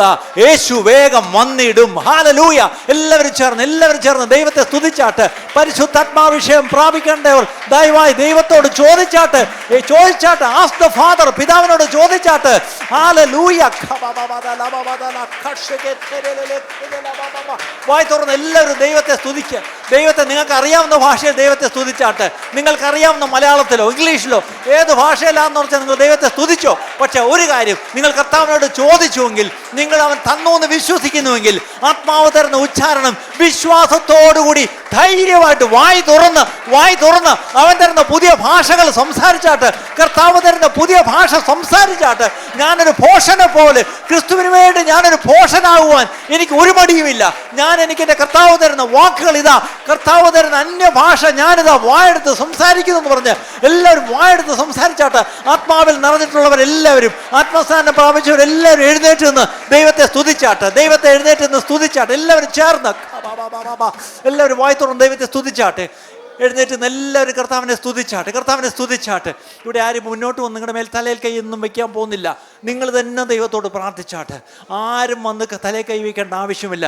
ആരും വന്ന് നിങ്ങളുടെ ചെവി വന്ന് ഒന്നും പറഞ്ഞു തരേണ്ട ആവശ്യമില്ല. ഇവിടെ വലിയ തമ്പേറിട്ട് അടിയോ ബഹളോ ഒന്നുമില്ല. ഇവിടെ ഇപ്പോൾ ഒരു ശബ്ദവും വേറെ ഉണ്ടാക്കുന്നില്ല. യാന്ത്രികമായിട്ട് അതിനൊരു മൂഡുണ്ടാക്കിയെടുക്കുന്ന അല്ലെങ്കിൽ ഒരു അറ്റ്മോസ്ഫിയർ ഉണ്ടാക്കുന്ന ഒരു പരിപാടി ഇവിടെ ഇല്ല. നിങ്ങളും ദൈവവും മാത്രം. This A time between you and God alone, nobody in between. Okay, നിങ്ങൾ തന്നെ ദൈവത്തോട് പറയാം, കർത്താവേ ഇന്ന് ഞാൻ കേട്ടപ്പാ, പാസ്റ്ററിൻ്റെ സാക്ഷ്യവും കേട്ടല്ലോ. അങ്ങനെയാണെങ്കിൽ കർത്താവേ, ഞാനും എത്രയോ നാളായി ആഗ്രഹിക്കുന്നു, എത്രയോ നാളായി ഞാനും ചോദിക്കുന്നു. കർത്താവേ, യേശുവേ, അങ്ങയുടെ ആത്മാവിനാൽ എന്നെ നിറയ്ക്കണമേ, അങ്ങയുടെ ആത്മാവിനാൽ എന്നെ നിറയ്ക്കണമേ. അതിൻ്റെ മിനിമം ക്വാളിഫിക്കേഷൻ നിങ്ങൾ രക്ഷിക്കപ്പെട്ട ദൈവവൈതലായിരിക്കണം. അത്രയേ ഉള്ളൂ. നിങ്ങൾ രക്ഷിക്കപ്പെട്ട ദൈവവൈതലായിരിക്കണം. കർത്താവുമായിട്ടൊരു ബന്ധം വേണം. ആ കർത്താവുമായിട്ട് ബന്ധമില്ലാത്തവരാണെങ്കിൽ ഇന്ന് ആ കർത്താവുമായിട്ട് ബന്ധപ്പെട്ടോണം. ആ കർത്താവിനെ നിങ്ങളുടെ ഹൃദയത്തിലേക്ക് രക്ഷിതാവും കർത്താവുമായി സ്വീകരിക്കണം. നിങ്ങളുടെ പാപങ്ങളെ ഏറ്റുപറഞ്ഞ് നിങ്ങൾ ഉപേക്ഷിക്കണം. ഹല്ലേലൂയ. വിശ്വസിച്ച് സ്നാനപ്പെടണം. അത് കർത്താവിൻ്റെ കൽപ്പനയാണ്. പക്ഷേ ഇന്നത്തെ വിഷയം അതല്ല. ഇന്നത്തെ വിഷയം നിങ്ങൾ ആത്മാവിനെ പ്രാപിച്ചിട്ടില്ല എങ്കിൽ, ആത്മസ്നാനം പ്രാപിച്ചിട്ടില്ല എങ്കിൽ എല്ലാവരും ദൈവത്തോട് പറയും, ദൈവത്തോട് ചോദിക്കുക, യേശുവേ അങ്ങയുടെ ആത്മാവിനാൽ എന്നെ നിറയ്ക്കണമേ, അങ്ങയുടെ ആത്മാവിനാൽ എന്നെ അഭിഷേകം ചെയ്യണമേ എന്നെല്ലാവരും പ്രാർത്ഥിച്ചാട്ടെ, പ്രാർത്ഥിച്ചാട്ടെ, പ്രാർത്ഥിച്ചാട്ടെ, പ്രാർത്ഥിച്ചാട്ടെ. ആത്മസ്നാനം പ്രാപിച്ചവരെല്ലാവരും ഒന്ന് ദൈവത്തെ ആത്മാവിലൊന്ന് ആരാധിച്ചാട്ടെ, ആത്മാവിലൊന്ന് ആരാധിച്ചാട്ടെ. എല്ലാവരും ആത്മസ്നാനം പ്രാപിച്ചിട്ടുള്ള അന്യഭാഷയിൽ ദൈവത്തെ സ്തുതിക്കുന്നവരെല്ലാവരും അന്യഭാഷയിൽ ദൈവത്തെ സ്തുതിച്ചാട്ടെ. എല്ലാവരും ദൈവത്തെ സ്തുതിച്ചാട്ടെ. വായി തുറന്ന്, വായി തുറന്ന്, വായി തുറന്ന്. ഓ, സ്വാതന്ത്ര്യമായി, സ്വാതന്ത്ര്യമായി, സ്വാതന്ത്ര്യത്തോടുകൂടി ദൈവത്തെ ആരാധിക്കാം. ചെറുപ്പക്കാര് ഇതിനകത്ത് ഒത്തിരി പേരില്ല, പക്ഷെ ഉള്ളവരെല്ലാവരും ഞങ്ങളെ ഓൺലൈനിൽ കേൾക്കുന്ന ആരെങ്കിലും എവിടെയെങ്കിലും ഭൂമിയുടെ ഏതറ്റത്തിരുന്നുകൊണ്ട് ഇന്ന് കേട്ട വചനവും സാക്ഷ്യവും നിങ്ങളുടെ ഉള്ളിലൊരു താല്പര്യം തന്നുവെങ്കിൽ, നിങ്ങൾ ഇരിക്കുന്നിടത്ത് ഇരുന്നുകൊണ്ട്, ഞാൻ ഒറ്റയ്ക്കൊരു മുറിയിൽ ഇരുന്നപ്പോഴാണ് ആത്മാഭിഷേകം പ്രാപിച്ചത്. അങ്ങനെയെങ്കിൽ ഒറ്റയ്ക്കാണെങ്കിലും ഒറ്റയ്ക്ക് ഇരുന്നുകൊണ്ടാണെങ്കിലും പ്രാർത്ഥിക്കാം. ആത്മാവിനാൽ കർത്താവ് നിറയ്ക്കും. ഇന്നത്തെ ഈ സന്ദേശം നിങ്ങൾക്ക് അനുഗ്രഹമായി തീർന്നു എന്ന് ഞങ്ങൾ ആത്മാർത്ഥമായി വിശ്വസിക്കുന്നു. ഇതുപോലെയുള്ള അനുഗ്രഹിക്കപ്പെട്ട സന്ദേശങ്ങൾ തുടർന്നും കേൾക്കുവാൻ ദയവായി ഞങ്ങളുടെ ഈ ചാനൽ നിങ്ങൾ സബ്സ്ക്രൈബ് ചെയ്യുക.